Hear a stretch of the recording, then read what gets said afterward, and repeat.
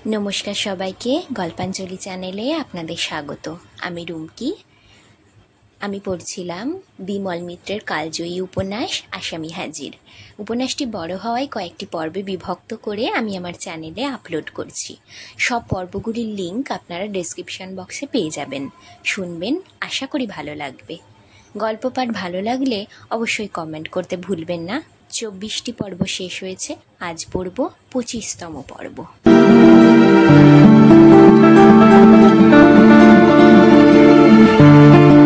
कई बौमा पेले ना?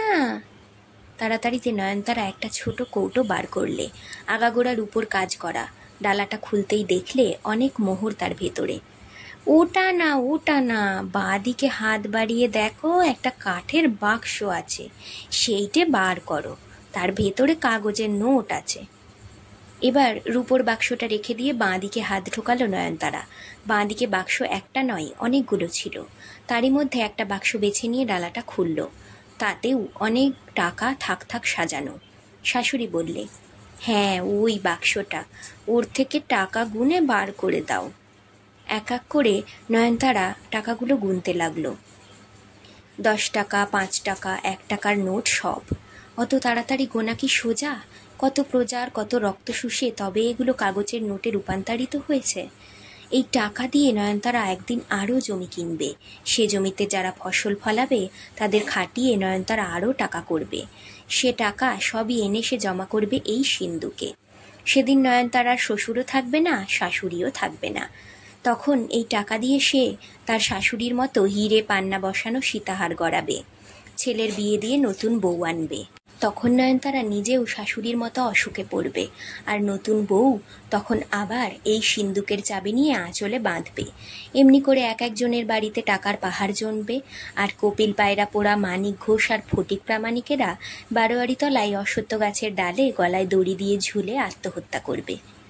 কই বৌমা, কত হলো? 500 টাকা গুনতে তোমার এত দেরি হচ্ছে কেন? প্রকাশ মামা চেঁচিয়ে উঠল, মোটে 500 টাকা? 500 টাকাতে কি হবে শুনি? 500 টাকা তো শুধু পান খাওয়াতেই খরচ হয়ে যাবে। তার উপর আমার যাতায়াত, খাওয়া থাকার হোটেল খরচ আছে। তুমি কি রেলবাজারের পুলিশ দারোগা পেয়েছো যে 500 টাকায় হবে? কলকাতার পুলিশ, তারা 500 টাকায় কথাই বলবে না। শাশুড়ি বললে, আচ্ছা বৌমা, তাহলে 1000 টাকাই দিয়ে দাও পুরোপুরি। কিন্তু তোকে পুরো টাকার হিসেব দিতে হবে, তা বলে রাখছি। প্রকাশ মামা বললে, হিসেব কি তোমাকে আমি কখনো দিইনি যে হিসাব দেবার কথা বলছো? তুমি আমাকে যত টাকা দিয়েছো তার সব হিসেব তো আমি তোমাকে পাই টু পাই দিয়েছি। দিইনি? তুমি বলো দিইনি? আচ্ছা, পুরোপুরি 1000 টাকাই দিয়ে দাও। শেষকালে তোর জন্যে দেখছি তোর জামাইবাবুর কাছে আমার ধরা পড়ে যেতে হবে একদিন। নয়নতারা 1000 টাকার নোটের গোছাটা মামা শ্বশুরের হাতে দিয়ে দিতেই প্রকাশ মামা সেটা পকেটে পুরে ফেললে। দিদি বললে, ও কি রে, টাকা গুনে নিলি নে? প্রকাশ মামা তখন টাকা পেয়ে যেতে পারলে বাঁচে। বললে, টাকা গুনে কি হবে? বৌমা তো নিজে গুনেছে। বৌমা কি আর আমাকে ঠকাবে বলতে চাও? বলে বাইরে চলে গেল এক দৌড়ে। টাকা পকেটস্থ হয়ে গেছে যখন, তখন আর কে তাকে দেখে। এখান থেকে সোজা রেলবাজারে যেতে হবে। সেখান থেকে প্রথম কাজ পোস্ট অফিসে যাওয়া। পোস্ট অফিসে গিয়ে ভাগলপুরে বউয়ের নামে টাকা মানি অর্ডার করতে হবে। এখানে থেকে মেয়ে বউকে অনেকদিন কিছু পাঠাতে পারা যায়নি। তারা উপোস করে আছে এতদিন। এইবার অন্তত 100 দিনে সেখানে না পাঠালে ঠিক হবে না। তারপরে রানাঘাটের সদরে রাধার বাড়িতেও অনেকদিন ঢুঁ মারেনি। সে তো টাকার জন্য হন্যে হয়ে বেড়াচ্ছে। তারপরে অনেকদিন ফুর্তির প্রাণ গড়ের মাঠ করা হয়নি। একটু আধটু ফুর্তি না করলে মন মেজাজি বা ঠিক থাকবে কেন? জীবনে একটু ফুর্তির ছিটে ফোঁটা না মিললেও তো বেঁচে থাকার ফায়দাটা কি? কলকাতায় গিয়েই একটা আড্ডায় বসে মা কালীমার্কা বোতল গলায় ঢালাই হবে প্রথম কাজ। তারপর কলকাতা শহর। হাতে টাকা থাকলে তুমি যত ইচ্ছে ফুর্তি করো না, কেউ তোমায় বারণ করছে না। টাকাগুলো দুপাশের ট্যাঁকে জম্পেশ করে গুঁজে নিয়ে প্রকাশ মামা আকাশের দিকে চাইলে। একটা শঙ্খচিল দেখতে চেষ্টা করলে। শঙ্খচিল দেখলে যাত্রা শুভ হয়। তাহলে এরকম পুলিশ কেস হাতে আসে। এরকম 2-4টে পুলিশ কেস মাঝে মধ্যে এলে তবু কিছু টাকার মুখ দেখা যায়, কিন্তু দিনকাল যা পড়েছে, টাকা দুনিয়া থেকে যেন উবে যাচ্ছে। না, আকাশে ত্রিসীমানায় একটা শঙ্খচিলের টিকিও দেখা গেল না। যে কটা উড়ছে সব গোদাচিল। কি আর করা যাবে, একটা জল ভরা কলসি দেখলেও কাজ হতো, তাও নেই। কিন্তু আর দেরি করা যায় না। চণ্ডীমণ্ডপের পাশ দিয়ে যেতে গিয়ে হঠাৎ নজরে পড়ল বৈঠকখানার দিকে। বৈঠকখানার দরজাটা হাঁট করে খোলা। এখন দরজা খোলা কেন? বাবাজি তো কখনো দরজা খুলে রাখে না। একটু উঁকি দিয়ে দেখতেই খটকা লাগলো। বাবাজি কোথায় গেল? প্রকাশ মামার সন্দেহ আরও বাড়ল। বাবাজি নেই নাকি? তাড়াতাড়ি বৈঠকখানার ভেতরে গিয়ে ঢুকলো। কোথায় বাবাজি? ওদিকে কলকাতার যাবার ট্রেনের টাইম হয়ে যাচ্ছে। তবু জানতে ইচ্ছে হলো ব্যাপারখানা কি। বাবাজির ত্রিশূল রয়েছে, বাবাজির খড়ম জোড়াও রয়েছে, কিন্তু সেই ঝোলাটা নেই। বাবাজির সেই ঝোলা যার ভেতরে বাবাজির গাঁজার কলকে টলকে সব থাকতো। কী রকম হলো? বংশীঢালি সামনে দিয়ে যাচ্ছিল।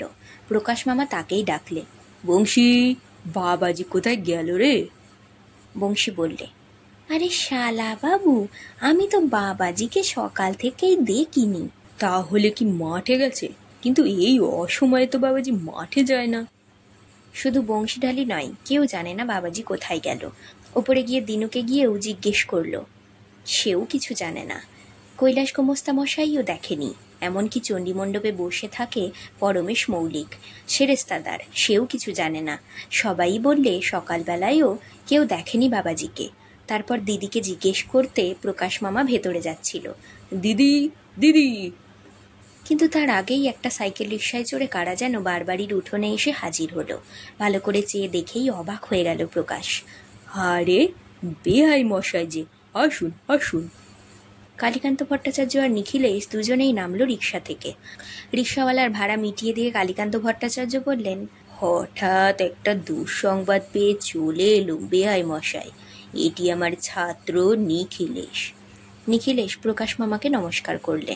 প্রকাশ মামা বললে, আপনি তো নিখিলেশ বাবু, আমার ভাগ্নের বিয়ের সময় তো আপনাকে দেখেছি। কালীকান্ত ভট্টাচার্য মশাই বললেন, বৃদ্ধ বয়সে এত দূরে আসবো, তাই দেখাশোনা করবার জন্য একে সঙ্গে করে নিয়ে এলুম। তা বেহাই মশাই কোথায়? প্রকাশ মামা বললে, সেই তো মুশকিল হয়েছে।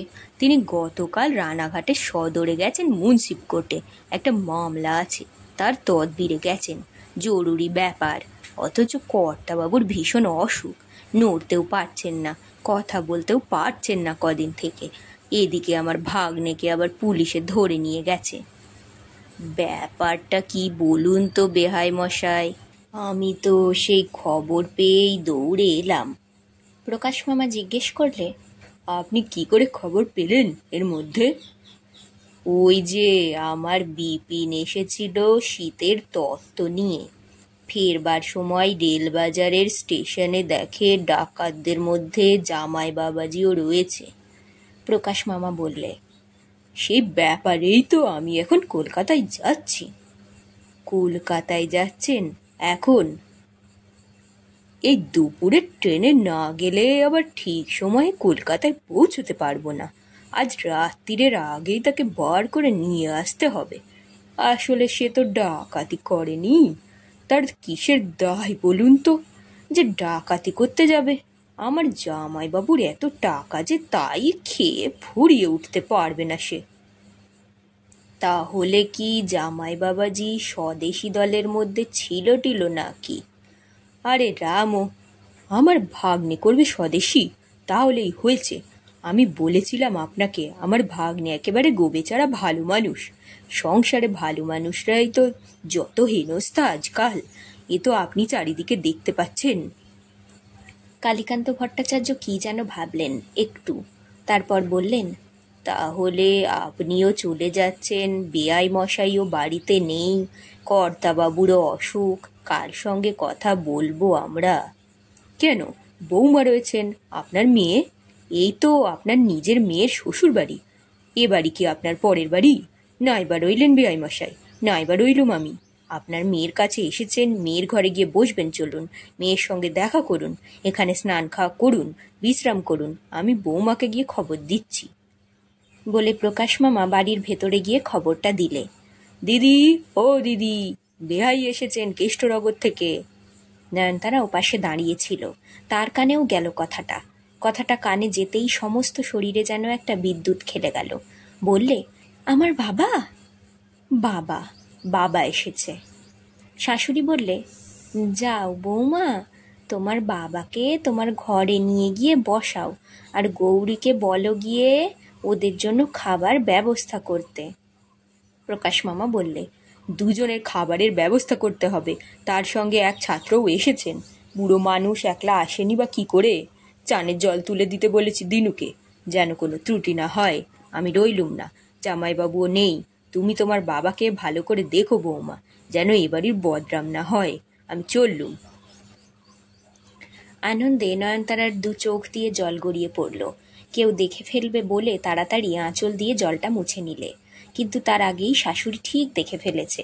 বললে, তুমি কাঁদছো নাকি বৌমা? কাঁদছো কেন? কি হলো? না, কাঁদিনি তো মা, বলে তাড়াতাড়ি শাশুড়ির ঘর ছেড়ে নিজের ঘরের দিকে চলে গেল।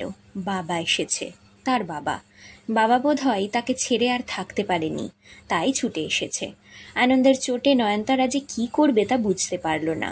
ঘরে গিয়ে আয়নায় নিজের মুখ দেখে শুকনো কাপড় দিয়ে মুছে পরিষ্কার করে নিলে। বাইরে থেকে বাবার গলা শোনা গেল, নয়ন। কলকাতা শহরের জনতা বিধ্বস্ত অঞ্চলের একটা কেন্দ্রে তখন আর একটা মানুষের ভাবনা আর একদিকে কক্ষ পরিবর্তন করেছে। কোথায় সেই নবাবগঞ্জ আর কোথায় এই কলকাতা।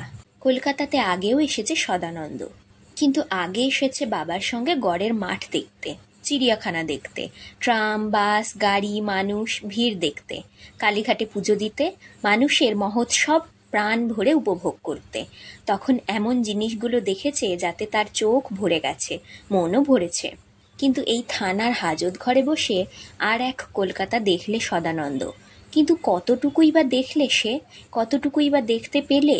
সেই কালীগঞ্জের পোড়ো বাড়িটা থেকে তাকে হাতকড়া দিয়ে নিয়ে এসেছিল পুলিশ, তারপরে রেলবাজার থেকে ট্রেনে উঠিয়ে দিয়েছিল তাদের। সঙ্গীন খাড়া করা পুলিশের পাহারায় তাদের দুজনকে শিয়ালদায় একটা গাড়ির ভেতরে পুরে দিয়ে সোজা এখানে নিয়ে এলো, এই লালবাজারের পুলিশ হেডকোয়ার্টারে। তারপর থেকে ওদের সঙ্গেই কাটছিল। ওদেরই মধ্যে একজন নিজে থেকেই তার সঙ্গে আলাপ করতে এলো। জিজ্ঞেস করলে, আপনি কখনো কলকাতায় আসেননি বুঝি? সদানন্দ বললে, কেন, ও কথা জিজ্ঞেস করছেন কেন? আপনাকে দেখে তাই মনে হচ্ছে। গাড়ির ভেতরে আপনি জালের জানালা দিয়ে যেরকম করে চেয়ে দেখছিলেন, তাই জিজ্ঞেস করছি। গ্রামের মানুষ না হলে এমন করে কেউ বাইরের দিকে চেয়ে দেখে না। না, আগে আমি বাবা মার সঙ্গে অনেকবার কলকাতায় বেড়াতে এসেছি। আপনি কি করেন? কিছুই করি না। কিছুই করেন না? কিছু করবার দরকার হয় না বুঝি? পৈতৃক জমিদারি আছে? সদানন্দ বললে, হ্যাঁ। আপনারাই হচ্ছেন আসল কালপ্রিট। আপনাদের জন্যই ইন্ডিয়ার যত অশান্তি। আপনারা ইংরেজদের চেয়েও বেশি শয়তান। ঠিকই বলেছেন। ভদ্রলোক অবাক হয়ে গেল, জিজ্ঞেস করলে, ঠিকই বলেছি? হ্যাঁ, আপনি ঠিকই বলেছেন, এতটুকু অন্যায় বলেননি। আপনাদের সঙ্গে আমি একমত। ভদ্রলোক আরও অবাক। ভদ্রলোক আর কিছু না বলে অন্য চারজনের কাছে গিয়ে ফিস ফিস করে কি যেন বলতে লাগলো। তার কথা শুনে সবাই সদানন্দর কাছে এলো। আবার নতুন করে নাম ধাম, পিতৃপরিচয়, জন্মস্থানের বিবরণ জানতে চাইলে। খানিকক্ষণের মধ্যেই বেশ ঘনিষ্ঠ আলাপ হয়ে গেল। তাকে তাদের সঙ্গে জড়িয়ে ফেলবার জন্য তারা দুঃখ প্রকাশও করল।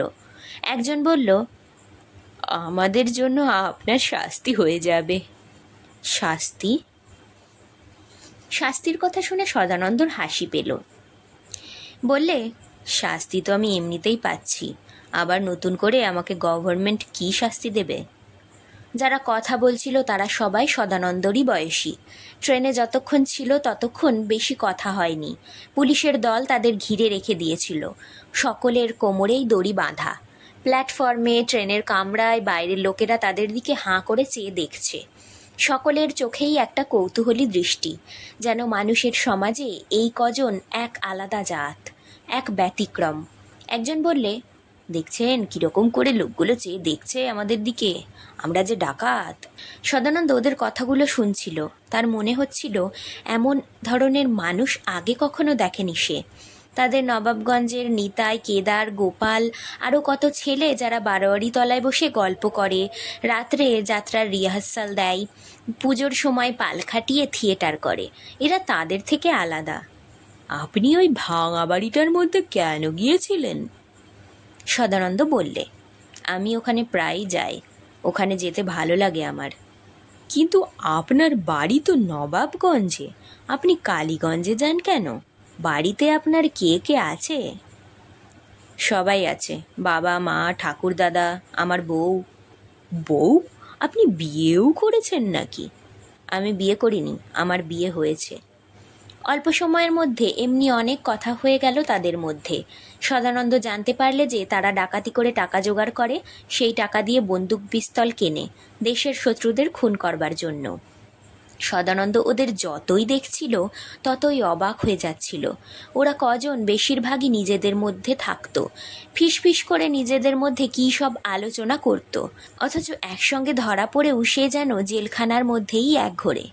সে যেন জাতিচ্যুত, তাকে যেন ঠিক বিশ্বাস করছে না ওরা। তবু একজনের সঙ্গে তার বেশ ভাব হয়ে গেল। তার নামটা আজও মনে আছে, প্রিয়তোষ। প্রিয়তোষ সরকার, ভারী চমৎকার দেখতে, যেন আগুনের একটা আস্ত টুকরো। প্রিয়তোষ বললে, আপনাকে বোধহয় ছেড়ে দেবে এরা। সদানন্দ জিজ্ঞেস করলে, কেন? পুলিশ ইন্সপেক্টর আমাদের জিজ্ঞেস করছিল আপনার সম্বন্ধে, আমি বলেছি ও আমাদের দলের নয়। কেন? ও কথা বলতে গেলেন কেন? আমি চাই আমারও আপনাদের সঙ্গে জেল হোক। প্রিয়তোষ বললে, শুধু তো আর জেল নয়, হয়তো ফাঁসিও হতে পারে, কিছুই বলা যায় না। ভাবছেন ফাঁসির কথা শুনে আমি ভয় পাবো? ভয় পাবেন না? না, জেল হলেও আমার আপত্তি নেই, ফাঁসি হলেও আপত্তি নেই। সদানন্দর কথা শুনে প্রিয়তোষ সরকার খানিকক্ষণ হাঁ করে তার দিকে চেয়ে রইল। তারপর চলে গেল নিজের দলের বন্ধুদের কাছে। তারপর সবাই মিলে দল বেঁধে আবার তার কাছে এলো। এবার তার দিকে সবাই আরও স্পষ্ট করে চেয়ে দেখলে। তাদের ধারণা হয়েছিল বীরত্বের দিক থেকে তাদের বুঝি জুড়ি নেই। কিন্তু অচেনা আর একজনের সাহস দেখে তার ওপর তাদের শ্রদ্ধা হতে লাগলো। একজন বললে, আগে জানলে আপনাকে আমাদের দলে নিয়ে নিতুম মশাই। আপনার মতো হাজার হাজার ছেলে আমাদের দরকার, যারা প্রাণ দিয়ে দেশের শত্রুদের খুন করতে পারবে। কিন্তু বড় দেরিতে আপনার সঙ্গে দেখা হয়ে গেল ভাই। আপনারা বুঝি মানুষ খুন করেন? নইলে কি আর টাকার জন্য ট্রেন লুট করছি? কিন্তু সব দোষ কি আর তাদের একার? আমাদের মধ্যেও তো এমন অনেক লোক আছে যাদের খুন করলে দেশে শান্তি আসে। আছে বই কি, তারা হলো মির্জাফর। সেই মির্জাফরদেরও আমরা খুন করি। সদানন্দ বললে, কিন্তু যদি বিদেশিরা কোনোদিন চলে যায়, মির্জাফররাও চলে যায়, তখন কাদের খুন করবেন? তারা এ কথার মানে বুঝতে পারল না। বললে, আপনি কাদের কথা বলছেন? তারা যে প্রত্যেক বাড়িতেই আছে। কেউ ঠাকুরদা হয়ে, বাবা হয়ে, মা হয়ে, মামা হয়ে যে অকথ্য অত্যাচার করছে, তাদের খুন করবার ব্যবস্থা করতে পারবেন আপনারা? তার মানে? সদানন্দ বললে, একদিন না একদিন বিদেশিরা তো চলে যাবে, কিন্তু এরা তো আমাদের শহরে শহরে, গ্রামে গ্রামে, বাড়িতে বাড়িতে থাকবে। তখন তাদের অত্যাচার বন্ধ করতে পারবেন আপনারা? সেই সব ঠাকুরদাদের, বাবাদের, মাদের, মামাদের অত্যাচার, তারা কী রকম অত্যাচার করে তার কি খবর রাখেন আপনারা? তারা কপিল পায়রা পোড়া মানিক ঘোষ, ফটিক প্রামাণিক আর কালীগঞ্জের বউদের একটার পর একটা খুন করে চলেছে। তাদের শাস্তি কবে হবে? আপনারা তাদের শাস্তি দিতে পারবেন? হঠাৎ একজন ওয়ার্ডার এসে হাজির হলো। বললে, সদানন্দ চৌধুরী কার নাম? আমার। কেন? পুলিশ সুপার আইবি আপনাকে নিচেই ডাকছে, চলিয়ে। সদানন্দ আর দাঁড়ালো না। যেমন অবস্থায় ছিল সেই অবস্থাতেই ওয়ার্ডারটার পেছন পেছনে চলতে লাগলো। সদানন্দ চলে যাবার পর প্রিয়তোষ বন্ধুদের দিকে চাইলে। বললে, আমি তোদের বলেছিলুম ছেলেটা পাগল, তখন তোরা কেউ বিশ্বাস করলি না, তখন তোরা বললি স্পাই। অন্য সবাইও ঠিক করলে পাগলই বটে। আসলে সারা জীবন সদানন্দকে সবাই পাগল বলেই ধরে নিয়েছিল। এও তার জীবনের এক ট্র্যাজেডি। অথচ এ পৃথিবীতে কে যে পাগল আর কেই বা শেয়ানা সেইটাই বিচার করবার জন্য একটা মানুষও কি খুঁজে পেয়েছে সে? মাঝখান থেকে বদনাম হলো শুধু তার, সেই নাকি পাগল। কিন্তু সে কথা এখন থাক। ওদিকে একটা বিরাট টেবিলের সামনে দাঁড়িয়ে তখন তাকে একটার পর একটা জেরা করে চলেছিল সাদা চামড়ার আইবি অফিসার। কোথায় বাড়ি, তার বাবার নাম কি, পোড়ো বাড়ির মধ্যে সে কেন সেদিন গিয়েছিল, অনেক অনেক প্রশ্ন। কখনো ভয় দেখিয়ে, কখনো মিষ্টি কথা বলে তার কাছে কথা আদায় করতে চেয়েছিল সাহেব। কিন্তু তার একটাই কেবল কথা যে তাকে জেলে পুরলেও তার আপত্তি নেই, ফাঁসি দিলেও না। শেষকালে সাহেবের যখন সব সন্দেহের নিরসন হলো আর রিপোর্টেও যখন কিছু পাওয়া গেল না, তখন হুকুম হলো, যাও, get out of the place. Sadananda প্রথমে বুঝতে পারে না, বললে, কোথায় যাব? আর কয়েকজন বাঙালি ইন্সপেক্টর দাঁড়িয়েছিল সেখানে। তারা বললে, বাইরে চলে যান, আপনি ফ্রি। ফ্রি? থানার বাইরেও যে সে ফ্রি নয়, সেটাও যে সদানন্দের কাছে একটা জেলখানা, তা বাইরের লোক যারা তারা জানবে কি করে? সদানন্দর চোখ দিয়ে তখন যেন কান্না বেরিয়ে আসতে চাইল। হাঁ করে দেখছেন কি, চলে যান। ওদের সঙ্গে একবার দেখা করে আসতে পারি, ওই ওদের মধ্যে প্রিয়তোষ সরকারের সঙ্গে।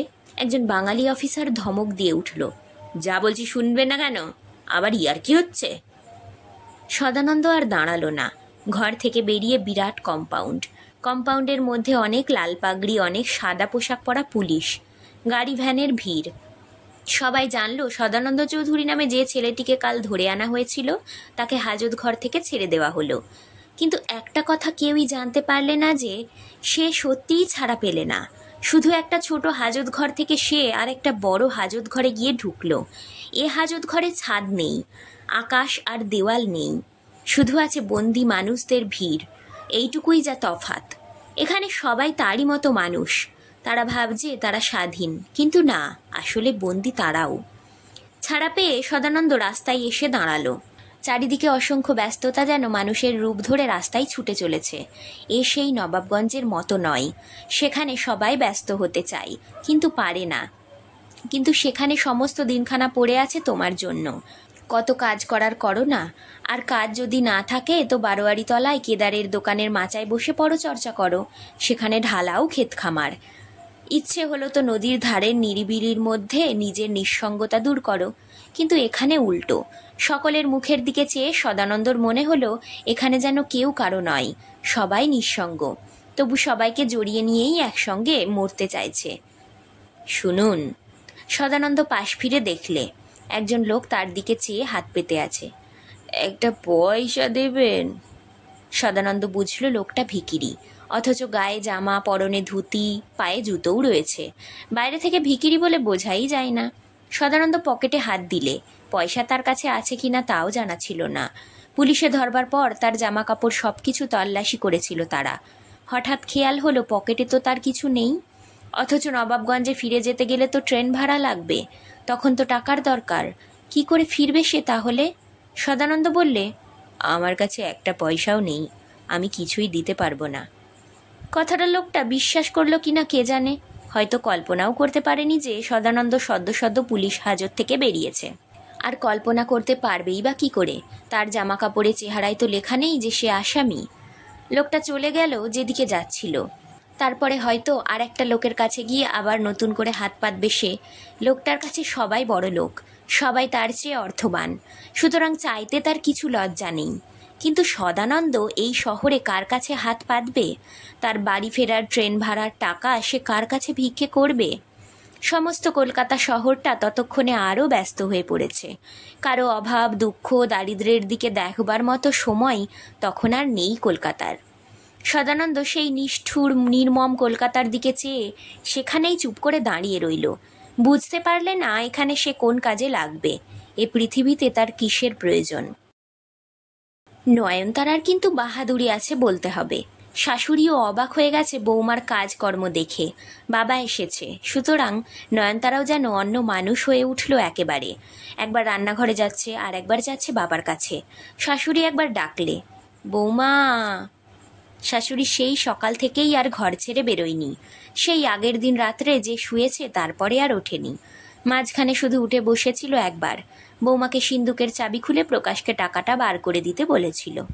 শাশুড়ি বললে, এমন সময় তোমার বাবা এলেন, আমি উঠেও বসতে পারছি না, তুমি একলা দেখাশোনা করতে পারবে তো?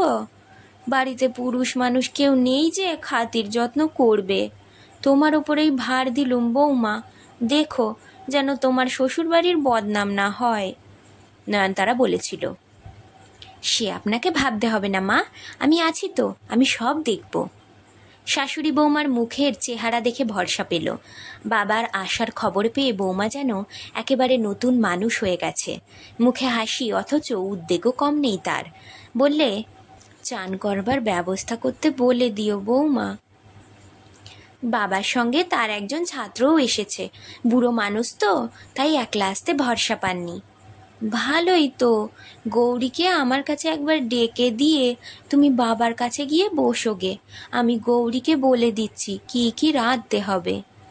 বাড়িতে কুটুম এসেছে, সুতরাং এবাড়ির গিন্নির নিজেরই সব করার কথা। গৌরী আসতেই শাশুড়ি বললে, হ্যাঁ রে, বেয়াই মশাইরা খাবেন, যেন নিন্দে না হয় দেখিস।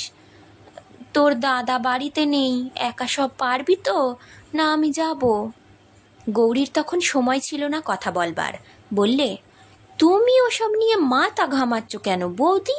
তুমি চুপ করে শুয়ে থাকো না, আমি আছি, বিষ্টুর মা আছে, বৌমা রয়েছে, কাজের লোকের কি অভাব?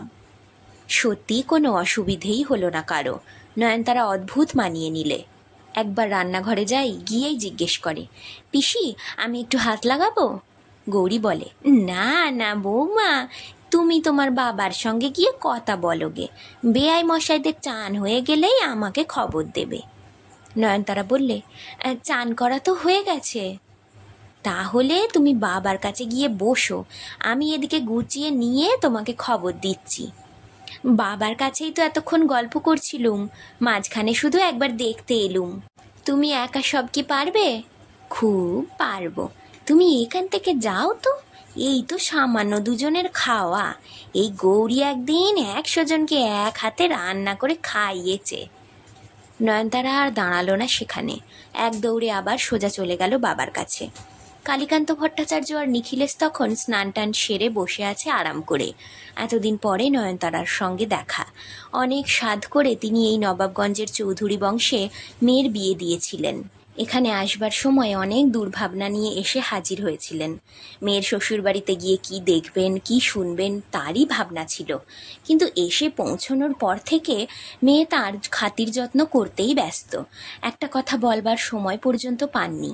এবারই প্রথম নয়নতারার শ্বশুরবাড়িতে ভেতরটা এত ভালো করে দেখলেন তিনি। বারবাড়ির চেহারাটা সেবারই দেখেছেন, কিন্তু এবার মেয়ে একেবারে বাবাকে ভেতরের বাড়িতে নিয়ে বসিয়েছিল। সেবার মেয়েকে এখানে পৌঁছিয়ে দিয়েই চলে গিয়েছিলেন, কিন্তু এবার অন্যরকম। তিনি চারিদিকে চেয়ে চেয়ে দেখছিলেন। গ্রামের বাড়ি বটে, কিন্তু তারই মধ্যে কি চমৎকার ব্যবস্থা। উত্তর দিক দিয়ে বাড়িতে সদরে ঢুকতে হয়, তারপর বারবাড়ির চণ্ডীমণ্ডপ বাঁয়ে রেখে সোজা ভেতরে ঢুকে যাও। বাঁয়ে দক্ষিণে ধান চাল সর্ষে ছোলার মড়াই, আর বাঁয়ে সার সার ঘর, বৈঠকখানা থেকে শুরু করে অতিথি অভ্যাগতদের জন্য থাকার ব্যবস্থা। তার শেষ প্রান্তে দোতলায় উঠবার সিঁড়ি। দোতলায় যা কিছু 1খানা 1.5খানা ঘর আছে তা সবই কর্তাবাবুর দখলে, সেটা তাঁরই এলাকা। এরপর উঁচু একটা পাঁচিল, তারই মাঝখানে দরজা, সেই দরজা দিয়ে ভেতর বাড়ির উঠোনে গিয়ে পড়বে। কালীকান্ত ভট্টাচার্য কুয়োতলায় স্নান করতে করতে সবই দেখছিলেন। পশ্চিম দিকে কত বড় বাগান, বাগানের দক্ষিণে ভেতর বাড়ির পুকুর, ইট বাঁধানো ঘাটের ওপর সিমেন্টের বেঞ্চি। এই ঘাটে নয়নতারা চান করে নাকি? নয়নতারা বললে, না বাবা, আমি কুয়োতলায় ঘরে চান করি, শাশুড়ি আমাকে পুকুরে নামতে দেন না, বলেন তুমি সাঁতার জানো না বৌমা, তুমি পুকুরে নেমো না। ভট্টাচার্য মশাই বললেন, তা শাশুড়ি তো তোর খুব ভালো বলতে হবে। হ্যাঁ বাবা, খুবই ভালো, গয়নাগাটি টাকা কড়ি সিন্দুকের চাবি পর্যন্ত আমাকে দিয়ে দিয়েছে, এই দেখো না। শুধু বাবা নয়, নিখিলেশও দেখলে। নয়নতারা চাবিটা হাতে নিয়ে দেখালে। দেখলে তো নিখিলেশ, আমি তোমায় বলেছিলুম নয়নতারার স্বামী ভাগ্য ভালো। হ্যাঁ রে, তা সদানন্দকে ছাড়িয়ে আনবার ব্যবস্থা তোর মামা শ্বশুর করতে পারবে তো? তুমি তাহলে আমার মামা শ্বশুরকে চেনো না বাবা, তিনি খুব পাকা লোক। তা যদি পুলিশ না ছাড়ে? সেই জন্যই তো 1,000 টাকা নিয়ে গেলেন। আমি তো নিজে সিন্দুক থেকে টাকা বার করে দিলুম। ভট্টাচার্য মশাই যেন খুশি হলেন, বললেন, তাহলে টাকা কড়িও বুঝি তোর হাতে? তুই টাকা কড়ি রাখিস নাকি? বারে, সিন্দুকের চাবি থাকবে আমার হাতে আর টাকা নাড়াচাড়া করবে অন্য লোক? তুমি যে কি বলো বাবা, তার ঠিক নেই। তাহলে তুই দেখছি বলতে গেলে এ বাড়ির আসল গিন্নি। নয়নতারা হাসল।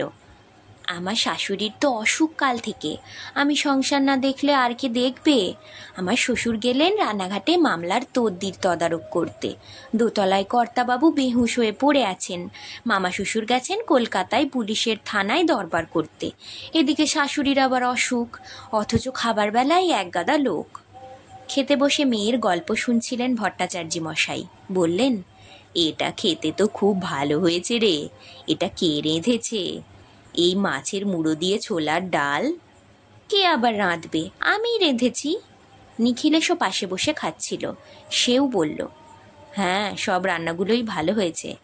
নয়নতারা উৎসাহ পেয়ে গেল, বললে, তাহলে মুড়িঘণ্টটা আর একটু নিয়ে আসি, যাই। ভট্টাচার্য মশাই বাধা দিলেন, বললেন, ওরে না না, এত সব খেতে হবে? একটা তো মাত্র পেট, ধরবে কি করে অত? তা আমি ভাবছি তুই এত শিখলি কি করে? তোর মাও মুড়িঘণ্ট খুব ভালো রাঁধতো, তোর মার কাছেই এইসব রাঁধতে শিখেছিলি না রে? বিপিনও এখানে খেয়ে গিয়ে রান্নার খুব প্রশংসা করেছিল। নয়নতারা বললে, তা মা ছাড়া আর কার কাছে রান্না শিখবো? এখানে তো সবে এসেছি। ভট্টাচার্য মশাই বললেন, তা এখানে এসে তোকে রান্না বান্না করতে হয় নাকি? কি যে বলো তুমি বাবা, তার ঠিক নেই। এখানে রান্নার লোকের কি অভাব? বিষ্টুর মা আছে, গৌরী পিসি আছে, কিন্তু আমার শাশুড়ির ইচ্ছে যে আমি রাঁধি। আমার রান্না আমার শ্বশুর শাশুড়ির খেতে খুব ভালো লাগে। আর সদানন্দ, সে কি বলে? তোর রান্না পছন্দ হয় তার? নয়নতারা হাসল, বললে, আসলে তার জন্যই তো আমাকে রান্নাঘরে যেতে হয়। তাঁর আবার আমার রান্না না হলে যে মুখে রোচে না। বাবা খুব খুশি হলেন মেয়ের কথা শুনে। নয়নতারা বললে, আর একটু দই দিই বাবা তোমাকে? ভট্টাচার্য মশাই ততক্ষণে উঠে পড়েছেন, বললেন, এর বেশি খেলে আমার অসুখ করবে মা। আমার কি আর খাবার বয়স আছে? এ নিখিলেশকে বরং দে, এদের কম বয়স, এরা খেতে পারবে। নিখিলেশও উঠে পড়ল, বললে, আমিও আর খেতে পারবো না। খাওয়া দাওয়ার পর ভট্টাচার্য মশাই বললেন, তুই আমার সঙ্গে যাবি মা কৃষ্ণনগরে?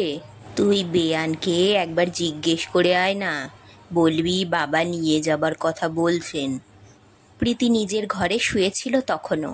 বৌমাকে দেখে বললে, তোমার বাবার খাওয়া হলো? কোনো কষ্ট হলো না তো?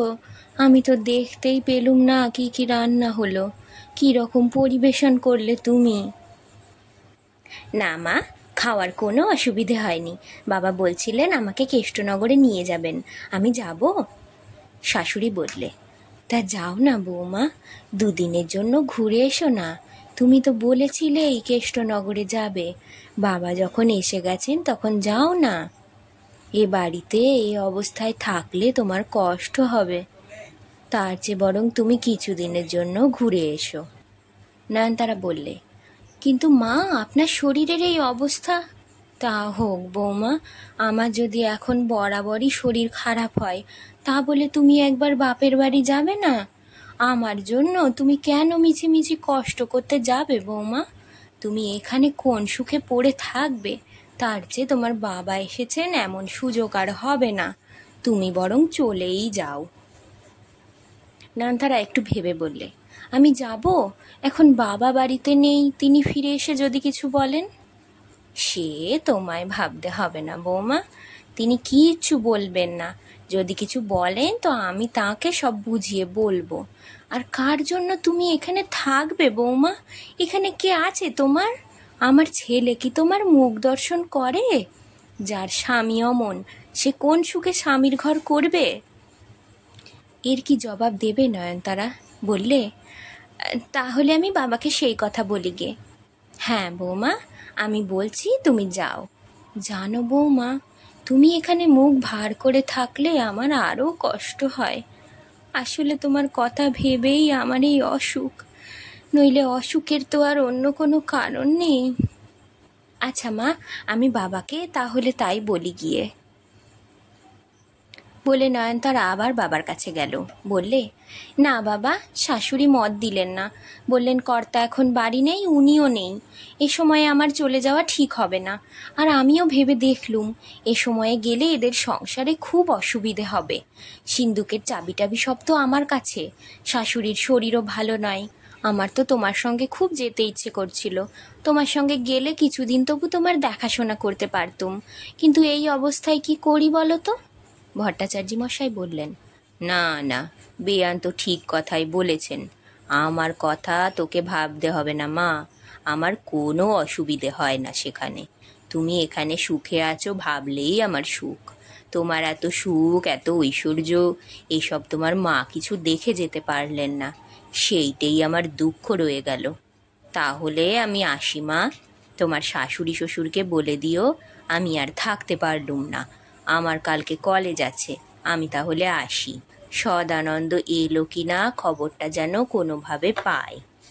নয়নতারা বাবার পায়ে হাত দিয়ে মাথা ঠেকালে। বাবা মেয়ের মাথায় হাত ছুঁয়ে আশীর্বাদ করলে। বেঁচে থাকো মা, স্বামীর সংসারে লক্ষ্মী হয়ে বিরাজ করো, এই প্রার্থনা করি বলে বিদায় নিয়ে বাইরে এলেন। নিখিলেশও সঙ্গে সঙ্গে আসছিল। দিনু আগে থেকেই সব বন্দোবস্ত করে রেখেছিল, রজবালি স্টেশনে পৌঁছে দেবে। নয়নতারা বারবাড়ির সীমানায় এসে জানালা দিয়ে উঁকি মেরে দেখতে লাগলো। গাড়িতে উঠলেন বাবা, নিখিলেশও উঠল।